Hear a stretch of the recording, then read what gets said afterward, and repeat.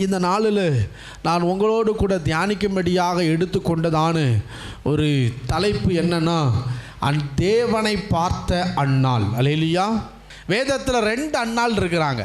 ஆண்டவராகிய இயேசு கிறிஸ்து வேதத்தில் 2 அன்னாளை நமக்கு காட்டி வைத்திருக்கிறார். ஒரு அன்னாள் 1 சாமுவேல் எழுதின தீர்க்க தரிசன புஸ்தகத்திலே சாமுவேலின் தாயாய் இருக்கிற அன்னாள். அல்லேலூயா. இனி ஒரு அன்னாள் தேவனை பார்த்த அன்னாள். அல்லேலூயா. வேதத்தில் தேவனை பார்த்தவர்கள் என்றால் நன்றாய் கவனிங்கள் எனக்கு பிரியமானவர்களே. அப்போஸ்தலர்கள் அல்லேலூயா இவர் உண்மையாகவே தேவன் என்கிறதான எண்ணத்தோடு அவரை பார்த்து பறைசாற்றினவர்கள் வெகு சிலர். அதில் ஒருவள் தான் இந்த அன்னாள். அல்லேலூயா. அல்லேலூயா. நன்றாய் கவனிங்கள். இந்த அன்னாளை குறித்து வேதத்தில் நிறைய வசனங்கள் சொல்லப்படவில்லை. வேதத்தில் நிறைய இடங்களில் இந்த அன்னாளை குறித்து நம்மளால் பார்க்க முடியாது. வேதத்தில் நிறைய இடங்களில் வாசிக்கவும் முடியாது. இந்த அன்னாளை குறித்து 3 வசனம் தான் இருக்கிறது. 3 வசனத்தில் இந்த அன்னாள் யார், இந்த அன்னாள் எப்படி இருந்தால், இந்த அன்னாளுடைய வயது என்ன, இந்த அன்னாள் தேவனை பார்ப்பதற்கு என்ன சுபாவத்தை கொண்டிருந்தால் என்கிறதான காரியத்தை வெறும் 3 வசனத்தில் அன்னாளை குறித்து தெளிவாக சொல்லப்பட்டிருக்கிறது. அல்லேலூயா. லூக்கா எழுதினதான சுவிசேஷ புஸ்தகம் அதனுடைய 2வது அதிகாரத்தை நீங்க எல்லாரும் திருப்பிக் கொள்ளலாம். லூக்கா 2வது அதிகாரம் 36வது வசனத்தையும் 37வது வசனத்தையும் 38வது வசனத்தையும் வாசிங்க பார்க்கலாம். ஆசேருடைய கோத்திரத்தாலும் பானுவேலின் குமாரத்தியுமாகிய அன்னாள் என்னும் ஒரு தீர்க்கதரிசி இருந்தால் அவள் கன்னி பிராயத்தில் விவாகமானது முதல் 7 வருஷம் புருஷனோட வாழ்ந்தவளும் அதிக வயது சென்றவளுமாய் இருந்தால் ஏறக்குறைய 84 வயதுள்ள அந்த விதவை தேவாலயத்தை விட்டு நீங்காமலும் இரவும் பகலும் உபவாசித்து ஜெபம் பண்ணி ஆராதனை செய்து கொண்டிருந்தால் அவளும் அந்நேரத்திலே வந்து நின்று கர்த்தரை புகழ்ந்து எருசலேமிலே மீட்புண்டாக காத்திருந்த யாவருக்கும் அவரை குறித்து பேசினாள். அல்லேலூயா. இந்த அன்னாளை இந்த 3 வசனத்தில் தான் சொல்லப்பட்டிருக்கிறது. இந்த அன்னாள் யார் என்பதை இந்த 3 வசனத்தில் நம்மளால் பார்க்க முடிகிறது. இவளோ ஆசேர் என்கிறதான கோத்திரத்தில் பிறந்தவள். அல்லேலூயா. நன்றாய் கவனியுங்கள் எனக்கு பிரியமானவர்களே. இந்த அன்னாள் ஒரு தீர்க்கதரிசி. இந்த அன்னாள் யாரு? ஒரு தீர்க்கதரிசி. நன்றாய் விளங்கிக் கொள்ளுங்கள். இந்த அன்னாளை குறித்து வேதம் சொல்லுகிறது, அன்னாள் திருமணமானவள். இந்த அன்னாள் திருமணமாகி கணவனோடு 7 வருஷம் மாத்திரமே வாழ்ந்திருக்கிறாள். 7 வருஷத்திற்கு பின்பு கணவன் மரித்து போனான். ஏனென்றால் கீழே சொல்லப்பட்டிருக்கிறது அவள் ஒரு விதவை என்று சொல்லி. அல்லேலூயா. 84 வயதுள்ள ஒரு விதவை. ஆமென். அல்லேலூயா. அப்ப நன்றாய் கவனிங்கள். தேவ ஆலயத்தில் அன்னாளோடும் சில மனிதர்களும் சில நபர்களும் அங்கே வந்திருக்கலாம். ஆனால் நன்றாய் விளங்கிக் கொள்ளுங்கள். வேதம் என்ன சொல்லுகிறது என்றால் அன்னாள் தேவனை புகழ்ந்து பாடினாள். அல்லேலூயா. 38வது வசனம் சொல்லுகிறது, தேவனை பார்த்தபோது அப்பொழுதுதான் ஆண்டவராகிய இயேசு கிறிஸ்துவை ஆலயத்தில் ஒப்பு கொடுக்கும்படியாக அந்த இடங்களில் அவர்கள் வருகிறார்கள். அவர்கள் வந்தபோது அங்கே சிமியோன் பார்த்து புகழ்ந்து பாடுகிறான். அதே போலதான் அந்த நேரத்தில் மாத்திரமே அன்னாள் ஆண்டவரை பார்த்து நின்று கர்த்தரை புகழ்ந்து எருசலேமில் மீட்பு உண்டாக காத்திருந்தவர்களின் நடுவே போய் பிரசித்தம் பண்ணினாள். அல்லேலூயா. இன்னைக்கு நம்ம எல்லாருக்கும் ஒரு ஆசை உண்டு. மத்திய ஆகாயத்தில் ஆண்டவராகிய இயேசு கிறிஸ்து வருவார். அவர் மேகங்களின் நடுவே வரும்போது நான் அவரை பார்ப்பேன் என்கிறதான எண்ணம் நம் எல்லாருக்கும் இருக்கிறது. மத்திய ஆகாயத்தில் ஆண்டவர் வருவார். அவரை நான் பார்க்க வேண்டும் என்றால், எனக்கு பிரியமான தேவ ஜனமே, இயேசுவை தரிசிக்க வேண்டும் என்றால் நீங்களும் நானும் என்ன செய்யணும்? ஆமென். அதைத்தான் இந்த அன்னாளுடைய சுபாவத்திலிருந்து நான் உங்களோடு பேச விரும்புகிறேன். அல்லேலூயா. வேதத்தை வாசிங்க பார்க்கலாம். முதலாவது 37வது வசனத்தை வாசிங்க. ஏறக்குறைய 84 வயதுள்ள அந்த விதவை தேவாலயத்தை விட்டு நீங்காமல் தேவாலயத்தை விட்டு நீங்காமலும். அல்லேலூயா. இந்த 84 வயதுள்ள இந்த தாயார் தேவ ஆலயத்தை விட்டு நீங்காமல் இருந்தாள். அல்லேலூயா. ஆமா, தேவ ஆலயத்தை விட்டு நீங்கல.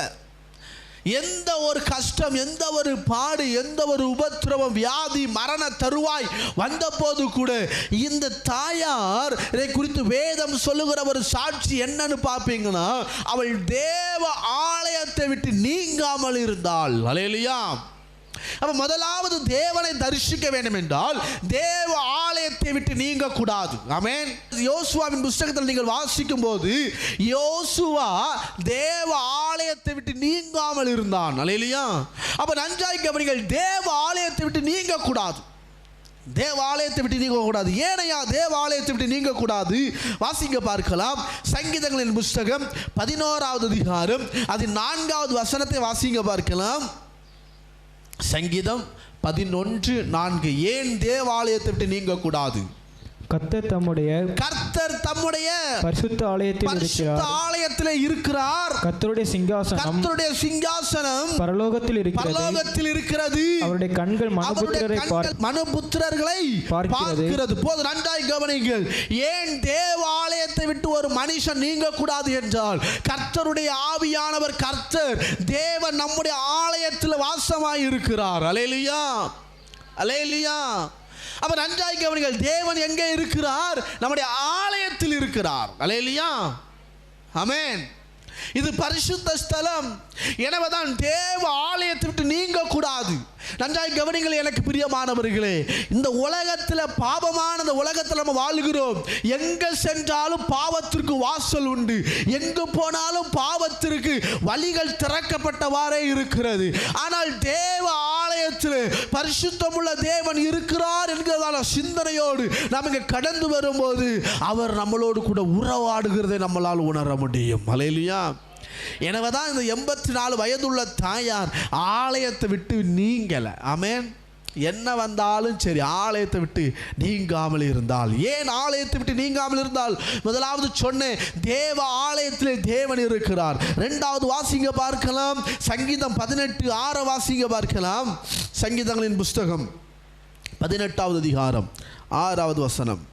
எனக்கு உண்டான நெருக்கத்திலே கர்த்தரை நோக்கி கூப்பிட்டேன், என் தேவனை நோக்கி அபயமிட்டேன், தமது ஆலயத்திலிருந்து என் சத்தத்தை கேட்டார். அப்ப நன்றாய் கவனிங்கள் எனக்கு பிரியமானவர்களே, ஏன் ஆலயத்தை விட்டு நீங்க கூடாது என்றால் முதலாவது சொன்ன ஆலயத்தில் தேவன் இருக்கிறார். எதற்கு தேவன் இருக்கிறார் தெரியுமா? நீங்களும் நானும் இந்த ஆலயத்தில் வந்து ஏறெடுக்கிற ஜெபத்தை அவர் கேட்கும்படியாக, அவர் நம்முடைய ஜெபத்திற்கு அபயம் இடுகிறதான அழுகுரலை கேட்கும்படியாக இந்த ஆலயத்தில் கர்த்தர் இருக்கிறார். அல்லேலூயா. அப்படினாலே அன்னாள் தேவ ஆலயத்தை விட்டு பிரியாது இருந்தால். அல்லேலூயா. அல்லேலூயா. அப்ப நன்றாய் கவனிங்கள் எனக்கு பிரியமானவர்களே, ஆலயத்தை விட்டு பிரியாதவர்களாய் இருக்க வேண்டும். அதான் தேவன் எதிர்பார்க்கிறார். கஷ்டம் வரும், பாடு வரும், துன்பம் வரும், நெருக்கம் வரும், கண்ணீர் வரும், வியாகுலம் வரும். ஆலயத்தை விட்டு அன்னாள் பிரியாதது போல, ஆலயத்தின் வாசல்களில் முகப்புகளில் அன்னாள் இருந்தது போல ஆலயத்தை தேடி ஓடி வருகிறவர்களாய் நாம் காணப்பட வேண்டும். அல்லேலூயா.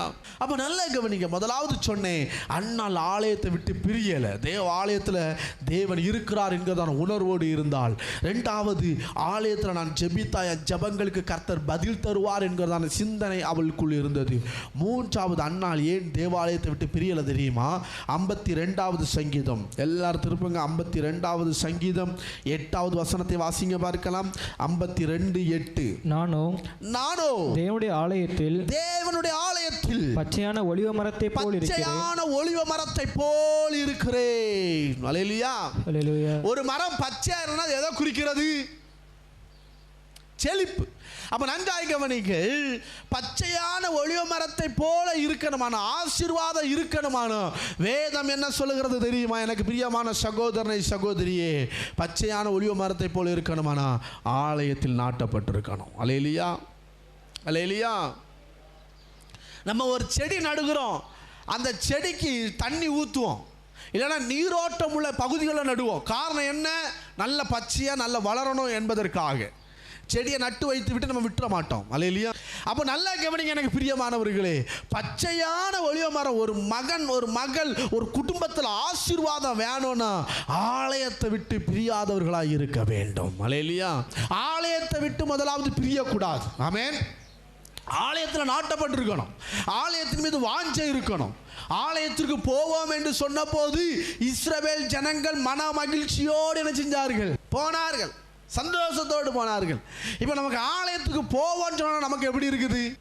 காலையில் 9 மணிக்கு ஆராதனை வச்சுருக்காரு, குளிச்சு கிளம்பி போதுக்குள்ளாடியே போதும் ஆயிடுது. அல்லேலூயா. ஆமாம். ஸோ நல்லா கவனிங்க, அவர்கள் ஆலயத்திற்கு போவோன்னு சொன்ன உடனேயே மன மகிழ்ச்சியோடு பாடல்களோடு கடந்து வந்தார்கள். ஆமென். அப்போ ஏன்னா ஆலயத்துக்கு மேலே இருந்த வாஞ்ச குறைய ஆரம்பிச்சிட்டு. முதலாவது ஒரு குடும்பத்தை கர்த்தர் ஆசீர்வதிக்கணுமானா ஆலயத்திற்கு மேலே வாஞ்சை இருக்கணும், ஆலயத்திற்கு மேலே ஒரு நாட்டம் இருக்கணும். அல்லேலூயா. அல்லேலூயா. என்னை ஆசீர்வதிக்கும்படியாக கர்த்தர் இருக்கிறார். நான் ஆலயத்தில் அவரை தேடி போவேன், அவர் என்னை ஆசீர்வதிப்பார் என்கிறதான எண்ணம் நமக்கு இருக்க வேண்டும். ஆமென். அப்போ முதலாவது சொன்னேன், அன்னாள் இடத்துல இருந்தது அவர் ஆலயத்தை விட்டு பிரியாதிருந்தால். ரெண்டாவது வாசிக்க பாருங்க, 37வது வசனத்தை. லூக்கா 2வது அதிகாரம் 37வது வசனம். அந்த விதவை தேவாலயத்தை விட்டு நீங்காமல் இரவும் பகலும் உபவாசித்து போதும். நன்றாய் கவனிங்கள் எனக்கு பிரியமானவர்களே, இரவும் பகலும் உபவாசிக்கிற ஒரு மகளாய் காணப்படுகிறாள். அல்லேலூயா. தன்னுடைய உணவெல்லாம் ஒதுக்கி வைத்து தேவ சன்னிதானத்தில் காத்திருந்தாள். ஆமென். அல்லேலூயா. அல்லேலூயா. நம்மளா இருந்தால் எப்படி வருவோம் உபவாச ஜபத்துக்கு? கொஞ்சம் யோசிச்சு பாருங்க. உபவாச ஜபம் இன்னைக்கு 10 மணிக்கு நம்ம உபவாச கூட்டம்னு வைக்கிறோன்னு வச்சுக்காங்க. இந்த வாரத்தில் நம்ம 10 மணிக்கு உபவாச கூட்டம்னு அறிவிச்சிருக்கிறோம். அறிவிச்சு கொடுத்தாச்சு, உபவாசத்தோடு எல்லோரும் வாங்கன்னு சொல்லியாச்சு. எல்லோரும் உபவாசத்தோடு நம்ம எல்லோரும் கடந்து வருகிறோம். இங்கே வந்தோடனே எல்லோரும் உபவாசம் மாதிரி உட்காந்துருக்கிறோம். ஆனால் காலையில் எந்திரிச்சோடனே என்ன செஞ்சுருப்போம்? எல்லோரும் என்ன செஞ்சுருப்போம்? காப்பி, ஒரு டம்ளர் காப்பி குடித்தா என்ன ஆகும்? பசி அமைங்கிறோம். அல்லேலூயா. ஆமாம். முடித்த உடனே வீட்டுக்கு போன உடனே எப்பா முடிச்சார் ஐயா அப்படின்னு சொல்லிட்டு நல்லா சாப்பிட்றது. ஸோ நல்லா கவனிங்க. அப்போ இது நமக்கு ஃபாஸ்டிங் ப்ரேயர் கிடையாது. ஆமென். நல்லா கவனிங்க. இந்த தாயார் உபவாசித்தாலும், இரவும் பகலும் உபவாசித்தாள். நம்ம ஒரு நாள் அப்படி உபவாசித்தோம், இரவும் பகலும் உபவாசிக்கலை, பகலில் மாத்திரம் உபவாசம் இருந்தோம். 3 நாட்கள் பொங்கல் அன்னைக்கு உபவாசத்தில் இருந்தோம். ஞாபகம் இருக்குதா? அல்லேலூயா. அப்போ தேவன் அதை எதிர்பார்க்கிறார். உபவாசித்து ஜபிக்கிற ஒரு ஜபத்தை தேவன் எதிர்பார்க்கிறார். அல்லேலூயா. நீங்கள் நம்ம எத்தனை பேர் உபவாசித்து ஜெபம் பண்ணுறோம்? சில நாட்கள் ஆண்டவர் நம்மளை பட்டினி போடுறதுக்கு சில துக்கங்களையும் சில பாடுகளையும் அனுமதிக்க வேண்டியதாக இருக்குது. ஆமென். அல்லேலூயா. அப்போ நல்லா கவனிங்க, உபவாசித்து ஜெபிக்க வேண்டும். வேதம் சொல்லுகிறது இடைவிடாமல் ஜெபம் பண்ணுங்க, ஜெபத்தில் தரித்திருங்க. இன்னைக்கு நமக்கு ஜெபம் ஆரம்பிச்சிட்டோம் அப்படின்னாச்சுன்னா நம்மளால் அடுத்த லெவலில் நம்மளால் ஜெபிக்க முடியலை. ஏன்னா ஜெபம்னு உட்கார்ந்தா ஒன்று தூக்கம் வந்துடுது. ஆனால் உபவாசித்து தேவ சன்னிதானத்தில் காத்திருக்க வேண்டும் என்று சொல்லி தேவன் எதிர்பார்க்கிறார். ஒரு நேரம் உங்கள் வீடுகளில் உங்கள் உணவை ஒதுக்குங்க. பிள்ளைகள் எல்லாம் ஸ்கூலுக்கு போனதுக்கு அப்புறம் நீங்கள் தரித்திருந்து ஜெபம் பண்ணுங்க. உங்கள் பாடு என்னன்னு உங்களுக்கு தெரியும், உங்கள் கஷ்டம் என்னன்னு உங்களுக்கு தெரியும், உங்கள் கண்ணீர் என்னன்னு உங்களுக்கு தெரியும். தேவன் என்ன எதிர்பார்க்கிறாருன்னா, நீங்கள் ஒரு நாள் உபவாசித்து தேவ சன்னிதானத்தில் வந்து நான் இந்த கஷ்டத்தோடு இந்த பாடோடு சன்னிதானத்தில் வருகிறேன்ப்பா, என்னை கண்ணோக்கி பாருன்னு சொல்லி உபவாசித்து ஜெபம் பண்ணுங்க. அல்லேலூயா. அல்லேலூயா. அப்போ உங்கள் காரியங்கள் மாறும். ஆமென். உபவாசம் வேணும். உணவை ஒதுக்கணும். உணவை என்ன செய்யணும்? ஒதுக்கணும். ஒரு நேரம் உணவை ஒதுக்கணும். ஒன்று காலையில் நீங்கள் சாப்பிடலைன்னா நன்றாகி விளங்கிக்கொள்ளுங்க, மத்தியானம் 2 மணி தான் சாப்பிடணும். எத்தனை மணி தான் சாப்பிடணும்? 12 மணிக்கு சாப்பிடக்கூடாது. அது உபவாசம் கிடையாது. இருக்கணும்னு ஆசைப்படுகிறேன். வேலை செஞ்சுக்கிட்டே நான் ஜெபம் பண்ணுவேன் பாஸ்டர், ஜெபிச்சுக்கிடுவேன்னா அது பிரச்சனை கிடையாது.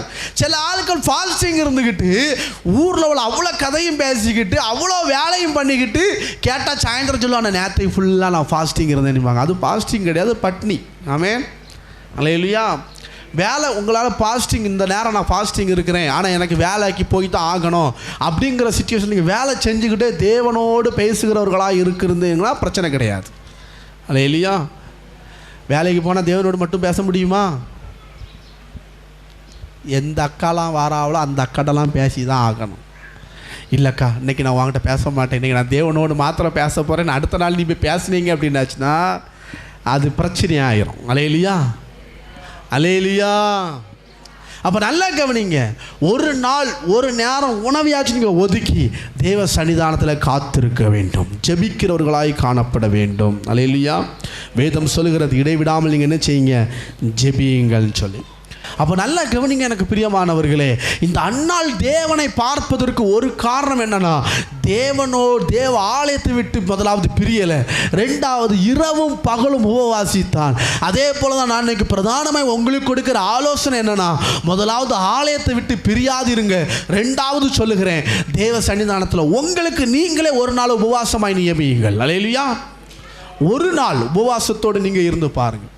ஒரு நாள் முடியலை பாஸ்டர், என்னால் ஒரு நாள்லாம் இருக்க முடியாது, ஒரு நேரமாவது நீங்கள் உபவாசித்து இருந்து பாருங்கள். அல்லேலூயா. ஆனால் ஒன்று, நீங்கள் தீர்மானம் எடுத்தால் அதில் உண்மையாக இருக்க வேண்டும். ஆமென். நான் இன்றைக்கி உபவாசித்து ஜெபம் பண்ணுவேன், மாதத்தில் இந்த தேதி, மாதத்தில் 15ஆம் தேதி தான் நான் உபவாசம் இருப்பேன் அப்படின்னா அன்றைக்கி கல்யாண கார்டு வந்திருந்தால் கூட நீ உபவாசம் தான் இருக்கணும். அல்லேலூயா. அந்த கல்யாணம் வீட்டு போனால் நல்ல சிக்கன் பிரியாணி சொந்த பந்தம் வேறு வழியே கிடையாது, போய் தான் ஆகணும்னா நீங்கள் 14ஆம் தேதியாவது உபவாசம் இருந்து ஜெபம் பண்ணணும். ஆமென், அல்லேலூயா, அல்லேலூயா. எடுத்த தீர்மானத்திலே உண்மையாக இருக்க வேண்டும், அதுதான் தேவன் எதிர்பார்க்கிறார். அல்லேலூயா. சரி, அப்போ நன்றாக கவனிங்கள், உபவாசம் என்பது தேவனுக்கு ரொம்ப முக்கியம். ஏன் உபவாசித்து ஜெபம் பண்ணணும்? வாசிங்க பார்க்கலாம். சங்கீதங்களின் புஸ்தகம் 102வது சங்கீதம் 16வது வசனத்தை வாசிங்க பார்க்கலாம். திக்கற்றவர்களுடைய ஜெபத்தை அலட்சியம் பண்ணாமல் அவர்கள் விண்ணப்பத்தை அங்கீகரித்து நன்றாய் கவனிங்கள் எனக்கு பிரியமானவர்களே, திக்கற்றவர்களாய் கைவிடப்பட்ட நிலைமையில் ஒரு போராட்டத்தின் நடுவே, ஒரு நிந்தனையின் நடுவே உபவாசித்து தேவ சன்னிதானத்தை நீங்கள் ஜெபித்து பாருங்க, உங்கள் ஜெபத்தை அவர் அலட்சியம் பண்ண மாட்டார். அல்லேலூயா, அல்லேலூயா. உபவாசித்து ஜெபம் பண்ணி பாருங்க, அதான் தேவன் எதிர்பார்க்கணும். இன்னொரு வசனத்தை கூட வாசிங்க பார்க்கலாம். அப்போஸ்தலர் நடபடிகளை திருப்புங்க பார்க்கலாம். அப்போஸ்தலர் 3வது அதிகாரம், எல்லாரும் திருப்புங்க. அப்போஸ்தலர் 3வது அதிகாரம் 1வது வசனத்தை வாசிங்க பார்க்கலாம். ஜெபவேளையாகிய 9ஆம் மணி நேரத்தில் பேதுரும் யோவானும் தேவாலயத்துக்கு போனார்கள். வேதம் என்ன சொல்லுகிறது? ஜெப வேளையாகிய அவங்க குறிச்ச அந்த நேரத்தில் ஜெப ஆலயத்தில் போய் ஜெபம் பண்ண போனார்கள். அல்லேலூயா. நீங்கள் 10 மணிக்கு ஜெபம்னு நீங்கள் குறித்து வச்சுருந்தீங்கன்னா அந்த நேரத்தில் தான் உங்களை தேடி ஆட்கள் வருவார்கள். அல்லேலூயா. அது வரைக்கும் வரமாட்டாங்க. நான் இந்த நேரம் ஜெபம் பண்ணலான்னு நினச்சி வச்சுருந்தேனே, இந்த நேரம் தேவ சன்னிதானத்தில் உட்காரலான்னு நினச்சி வச்சுருந்தேனே, இந்த நேரத்தில் பார்த்து வந்துட்டாங்களே அப்படிலாம் நம்ம யோசிப்போம், நினைப்போம். ஆனால் நன்றாய் கவனிங்கள், அந்த நேரத்தில் நமக்கு தேடி வந்தாலும் சரி, பேதுரும் யோவானும் குறிக்கப்பட்ட நேரத்தில் ஜெபத்துக்கு கடந்து போனது போல, எனக்கு பிரியமான சகோதரனை சகோதரி, நான் உங்களுக்கு பிரதானமாய் சொல்லுகிற ஒரு புத்தி என்னவென்றால், நீங்கள் தேவ சன்னிதானத்தில் ஒரு சமயத்தை நியமித்து ஜெபிக்க காத்திருக்கிறீர்கள் என்றால் அதை தடை பண்ணுவதற்கு சத்ரு பல வழிகளில் போராடுவான். ஆனாலும் அதை மேற்கொண்டு நீங்கள் தேவ சன்னிதானத்தில் காத்திருந்து பாருங்க, கர்த்தர் நமக்கு ஜெயத்தை தருவார். அல்லேலூயா, அல்லேலூயா. ஏனையா உபவாசித்து ஜெபம் பண்ணணும்? பிலிப்பியர் 4:6, நீங்கள் ஒன்றுக்கும் கவலைப்படாமல் எல்லாவற்றையும் குறித்து உங்கள் விண்ணப்பங்களை ஸ்தோத்திரத்தோட கூடிய ஜெபத்தினாலும் வேண்டுதல்னாலும் தேவனுக்கு தெரியப்படுத்துங்கள். அல்லேலூயா. ஏனையா நம்ம உபவாசித்து ஜெபிக்கிறோன்னா, நம்ம ஜெபத்தின் மூலமாக நம்முடைய கவலைகளை, நம்முடைய வேதனைகளை, நம்முடைய துக்கங்களை தேவனுக்கு தெரியப்படுத்துகிறோம். அல்லேலூயா, அல்லேலூயா. அப்போ ஜெபம் ரொம்ப முக்கியம், உபவாசித்து ஜெபிப்பது ரொம்ப முக்கியம். இன்னைக்கு நம்ம எல்லாருக்கும் ஆசை, தேவனை பார்க்கணும்னு ஆசைப்படுகிறோம். வேதம் சொல்லுகிறது, அவள் தேவனை பார்ப்பதற்கு, அன்னாள் தேவனை பார்ப்பதற்கு முதலாவது ஆலயத்தை விட்டு பிரியல, ஆலயத்துடைய காரியங்களை ஈடுபாடோடு இருந்தபடினாலே அன்னாளுக்கு தேவன் தரிசனமானார். இரண்டாவது, அன்னாள் தேவனை பார்ப்பதற்கு இரவும் பகலும் உபவாசித்து ஜெபிக்கிற ஒரு மகளாய் இருந்தாள். அல்லேலூயா, அல்லேலூயா. அப்படிப்பட்டவர்களுடைய ஜெபத்தை தான் கர்த்தர் கேட்பார். அப்படிப்பட்டவர்களுடைய ஜெபத்தை தான் கர்த்தர் அங்கீகரிப்பார். அப்படிப்பட்டவர்களுக்கு தான் கர்த்தர் தன்னை வெளிப்படுத்த முடியும். அங்கே அநேகர் இருந்திருக்கிறான், தேவாலயத்தில் அநேகர் வந்தாருங்க. ஆனால் எல்லாருக்கும் இவர் தேவன் என்று சொல்லி தன்னை வெளிப்படுத்தி காட்டவில்லை. யாருக்கு தான் வெளிப்படுத்தி காட்டினால்? பிரதானமாக இவர்களுக்கு மாத்திரம்தான் தன்னை வெளிப்படுத்தி காட்டினார். அல்லேலூயா. சரி, அப்போ முதலாவது சொன்னேன், அவள் ஆலயத்தை விட்டு பிரியலை. ரெண்டாவது சொன்னேன், உபவாசித்து ஜெபம் பண்ணினாள். மூன்றாவது, வேதத்தை திருப்பி வாசிக்க பார்க்கலாம். லூக்கா 2வது அதிகாரம் 37வது வசனம். லூக்கா 2:37. அந்த விதவை தேவாலயத்தை விட்டு நீங்காமல், அந்த விதவை தேவாலயத்தை விட்டு நீங்காமல் இரவும் பகலும் உபவாசித்து ஜெபம் பண்ணி ஆராதனை செய்து கொண்டிருந்தாள். மூன்றாவது, அவளுடைய சுபாவத்தில் ஒரு முக்கியமான சுபாவம், ஆராதனை செய்து கொண்டிருந்தாள். அல்லேலூயா, அல்லேலூயா. யாரும் ஆராதனை நடத்தல. ஆமென். பாஸ்டர் வந்து நின்று, சபையினுடைய ஊழியக்காரர் ஆசாரியன் வந்து நின்று கொண்டு ஆராதனை நடத்தவில்லை. அவள் இரவும் பகலும் ஆராதனை செய்கிறவளாய் இருந்தாள். அல்லேலூயா, அல்லேலூயா. இரவும் பகலும் தேவனை மகிமைப்படுத்த வேண்டும். ஆராதனை என்பது ஞாயிற்றுக்கிழமை சபையிலையும், உபவாச கூட்டத்தில் சபையிலையும், நன்றாய் கவனிங்கள், முழுர ஜெபத்தில் சபையிலையும் ஏறெடுப்பது மாத்திரம் ஆராதனை அல்ல. ஆராதனை என்பது நம்முடைய வாழ்க்கையை சார்ந்தது. ஆமென், அல்லேலூயா. நாம் தேவனை ஆராதிக்க வேண்டும் என்றால் நன்றாய் கவனியுங்கள், நாம் தனிப்பட்ட வாழ்க்கையில் தேவனை ஆராதிக்கிறவர்களாக இருக்க வேண்டும். ஆமென், அல்லேலூயா. ஆமாம், நீங்கள் சமையல் பண்ணும்போது தேவனை ஆராதிச்சுக்கிட்டே சமையல் பண்ணணும். ஆராதனை என்பது தாளந்தினாலையும் இசையினாலையும் தேவனை மகிமைப்படுத்துவது கிடையாது. ஆமென். எனக்கு தாளந்து இருக்கு, நல்ல பாட தெரியும்னு நீங்கள் பாடுனீங்கன்னா அதில் தேவன் மகிமைப்பட மாட்டார். 4 வயது தாயார் தான், நன்றாய் கவனித்து பாருங்கள், தன்னை முழுவதுமாக ஒப்பு கொடுத்து தேவ சன்னிதானத்தில் அர்ப்பணித்து தேவனை பார்த்து ஆராதித்து மகிமைப்படுத்துகிறவர்களாய் காணப்பட்டால், இன்னைக்கு எத்தனை பேர் ஆராதனைகளை ஏறெடுக்கிறவர்களாய் காணப்படுகிறோம்? ஞாயிற்றுக்கிழமை ஆராதனை, சபையில் ஆராதனையிலே கையை தூக்குங்க, கண்ணை மூடுங்க, வாயை திறந்து பாடுங்க, கம்பீரமாக கையை தட்டுங்க, கம்பீரத்தை சத்தமிட்டு பாடுங்க அப்படின்னு சொல்ல வேண்டியதாக இருக்குது. ஆமென், அல்லேலூயா. ஆராதனை என்பது உங்களுடைய தனிப்பட்ட வாழ்க்கையில் இருக்கணும். ஆமென், அல்லேலூயா. ஆமாம், யார் கேட்காங்களோ கேட்கலையோ அதெல்லாம் விட்டுறணும். கர்த்தர் என்ன கேட்குறார்? இனி பாடுறது கழுத பாடுற மாதிரி இருக்குது, இருந்துட்டு போட்டு நான் பாடி கர்த்தரை மகிமைப்படுத்துகிறேன் அப்படின்னு பாடி மகிமைப்படுத்தணும். அல்லேலூயா. ஆமாம், எனக்கெல்லாம் ஆரம்பத்தில் பாட்டே வராது. எங்கள் அப்பா எங்கள் வீட்டிலலாம் கேட்டால் சொல்லுவாங்க பாட்டே வராது. இப்போ ஏதோ கொஞ்சம் கழுத மாதிரி கத்தி பாடுறேன்னு நினைக்கிறேன். அல்லேலூயா. ஆமாம், அப்போ நல்லா கவனிங்க, பாட பாட கர்த்தர் நினச்சிவார், நம்மளை நடத்துவார். அல்லேலூயா. அப்போ நன்றாய் கவனிங்கள் எனக்கு பிரியமான பிள்ளைகளே. அப்போ ஆண்டவர் என்ன எதிர்பார்க்குறாருன்னா, அர்ப்பணித்து தேவ சன்னிதானத்தில் பாடி மகிமைப்படுத்தணும். அல்லேலூயா. கொஞ்சம் யோசிச்சு பாருங்கள், தாவீது நமக்கு எல்லாருக்கும் நன்றாய் தெரிந்த ஒரு நபர் தான். எல்லாராலையும் புறக்கணிக்கப்பட்ட நிலைமையில் கூட அவன் செஞ்சுட்டு இருந்தான். அவன் பாட்டுக்கு வீணையை தம்பூரும் எடுத்து வாசிக்க ஆரம்பித்தான். வாசித்து அவன் பாட்டு பாடி கர்த்தரை துதிக்க ஆரம்பித்தான். கர்த்தர் அவனை உயர்ந்த ஸ்தானங்களில் கொண்டு போய் வைத்தார். அல்லேலூயா, அல்லேலூயா. அப்போ தேவன் அதுதான் எதிர்பார்க்கிறார். நம்ம தேவனுக்கு ஒரு புத்தி உள்ள ஆராதனை ஏறெடுக்கணும். அதான் தேவன் எதிர்பார்க்கிறார். நம்ம எல்லோ வந்தோம் ஞாயிற்றுக்கிழமை மட்டும் ஆராதிச்சோம் என்பது ஆராதனை கிடையாது. நீங்கள் வாசிங்க, ரோமர் புஸ்தகம், எல்லாரும் திருப்பங்களே, ரோமரின் புஸ்தகம் 12வது அதிகாரம், ரோமர் 12வது அதிகாரம் 1வது வசனம். அப்படி இருக்க சகோதரரே, நீங்கள் உங்கள் சரீரங்களை, நன்றாய் கவனிங்கள், நீங்கள் உங்கள் சரீரங்களையும் பரிசுத்தமும் தேவனுக்கு பிரியமுமான ஜீவ பலியாக ஒப்பு கொடுக்க வேண்டும் என்று உன்னுடைய இரக்கங்களை முன்னிட்டு உங்களை வேண்டிக் கொள்கிறேன். இதுவே நீங்கள் செய்யத்தக்க புத்தியுள்ள ஆராதனை. அப்ப எது புத்தியுள்ள ஆராதனைனா நம்மளை ஜீவ பலியா தேவனுக்கு ஒப்பு கொடுத்துடணும். அலேலியா. நம்ம பஸ்ஸில் போகும்போதும் சரி, எங்கே போனாலும் சரி, என்ன எப்படி இருந்தாலும் சரி, என்ன நடந்தாலும் சரி, அப்படியே தேவனை மகிமைப்படுத்திக்கிட்டே இருக்கணும். அலேலியா. தாவீதை பாருங்க, அவன் பாட்டுக்கு ஆடு மேய்ச்சி கொண்டு இருந்தான், பாடிக்கிட்டே இருந்தான், வேறு ஒன்றுமே செய்யலை, கர்த்தரை மகிமைப்படுத்திகிட்டே இருந்தான், ஜீவ பலியாக ஒப்பு கொடுத்துட்டு கர்த்தரை மகிமைப்படுத்திகிட்டே இருந்தான். தாவீதை தூக்கி அரசனாய் மாற்றி வைத்தார். அலேலுயா. அப்போ உங்களையும் என்னையும் உயர்த்தணுமானா, நம்ம குடும்பத்தை கர்த்தர் உயர்த்தணுமானா ஆராதிக்கிறவர்களாக இருக்கணும். ஆமென். ஆராதிக்கணும். இருதயத்திலிருந்து கர்த்தரை பாடி மகிமைப்படுத்தணும், கர்த்தரை இருதயத்திலிருந்து துதிக்கணும், ஜீவ பலியாக ஒப்பு கொடுத்து வாழணும். அதுதான் தேவன் எதிர்பார்க்கிறார்.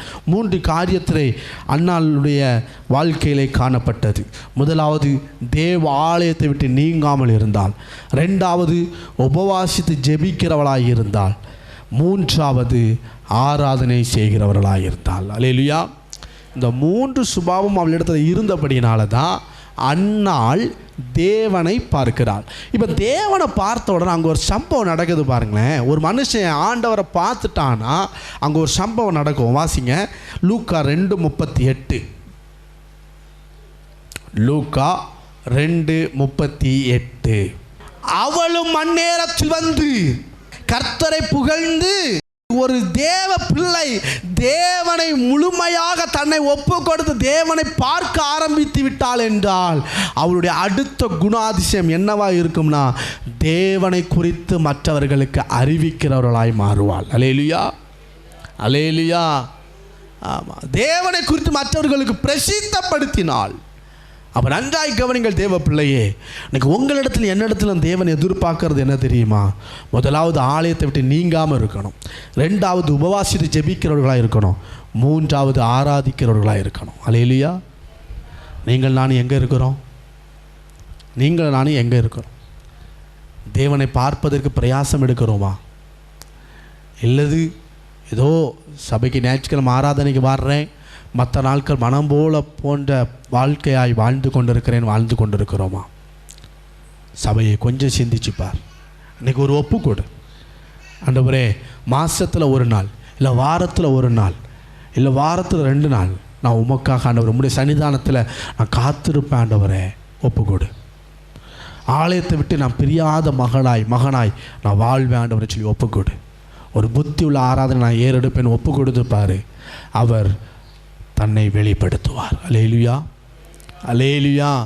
அன்னாள் தேவனை தரிசித்தது போல நாமும் தேவனை தரிசிப்போம். நாம் தேவனை தரிசிக்கும் நாளிலே நம்முடைய பாடுகள், கஷ்டங்கள், கண்ணீர்கள், வியாகுலங்கள் எல்லாம் மாறி ஒரு சந்தோஷமான வாழ்வு பிறக்கும். அல்லேலூயா. ஒப்பு கொடுப்போமா?